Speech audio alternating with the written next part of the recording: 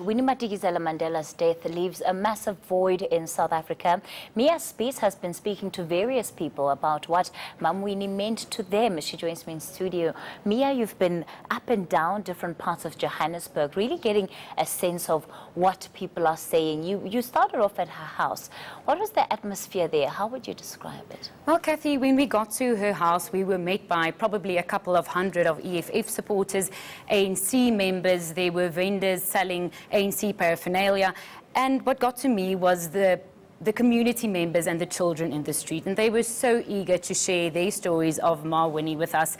They were lining up, and one especially that stood out to me was a teenager, and he told us of his encounter just a couple of months back when he went and knocked at Mam Winnie's door, and this is what she had to say to him.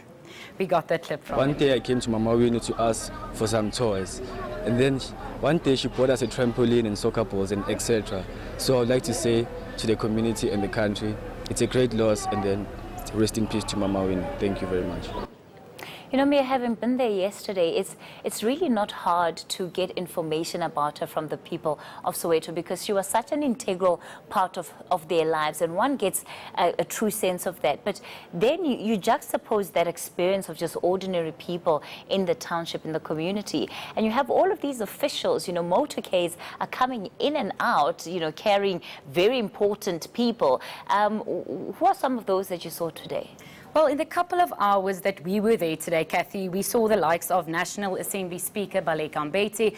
We saw a bunch of ministers, including Batabile Dlamini. We saw former President Thabo Mbeki only for a short while. He left the house through a side gate. And in contrast with that was, of course, EFF leader Julius Malema. He addressed the growing crowd. And, yeah, he basically said a spear has fallen and that the EFF will jump in. And this is what he said, what they plan to do about it. We are here to say to the people of South Africa, the spear has fallen. And we are here to pick up that spear and continue the fight. We know what Mama stood for, and will continue to fight for what she stood for. Much of the conversation, at least within the public sphere, is about the legacy that Mam Winnie leaves behind. And certainly all you have to do is take a look under any one of the hashtags, go onto online news sites to see the different opinion pieces that are being churned out, not just locally but internationally, to see that there doesn't seem to be consensus on what her legacy is. You've spoken to analysts and journalists to also just gauge the feeling out there. So we spoke to analysts and journalists about her life, and this was the more difficult part. It was nice going into the community and speaking to the community members. But one of the commentators I spoke to was the political analyst Christy van der Westhuizen, and she emphasized the price Madikizela-Mandela had to pay for her politics. And if I can quote her, she told me earlier today, Winnie Madikizela-Mandela's life was a tragic life that illustrated the devastating effects of racial oppression.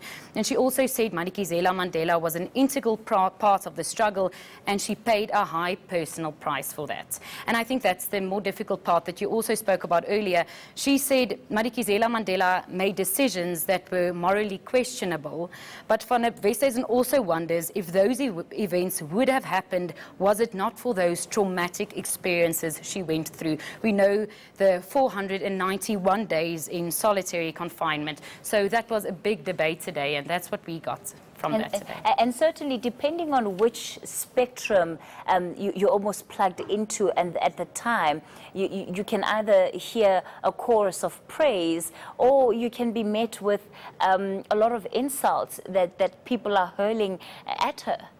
I know, especially if you go on social media today, it's almost the contrast of the two that you see, the tributes pouring in from around the world, and also the people who are more critical. I spoke to one journalist who reported on the TRC, and he declined to comment on record because he was so critical and he didn't want to get involved in that debate. So you get the two sides. We know that the death there was praise and insult, but the one journalist that I spoke to, his name is Gert van der Westhuizen, and he's the Voices editor at Netwerk 24. He just reiterated that she was a struggle hero, and that's what she which she should be remembered for. He said, no one has a perfect legacy, but he thinks she has a great legacy, that she carried the flame in the struggle and that she kept it ablaze. And this is what he had to say in Afrikaans. Ek is nogal verbaas deur die bitsige reaksie, veral uit wit geleedere uit. Ek dink dit is in 'n groot mate omdat Winnie Mandela so gedemoniseer is deur die apartheidsregering.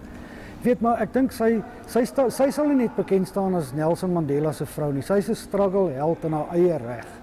Sy deur donker dae het sy die vlam van die struggle brandend gehou toe Mandela in die tronk was, toe daar baie oppositiepartye, toe die ANC verban was. All right, well, thank you, Mia, for coming in and opening up some of your reporter's notebook, and all the best with your coverage as you continue to, of course, keep your pulse on the story. Mia is with eNuus, and we got to see a little bit of what she's been up to throughout the day.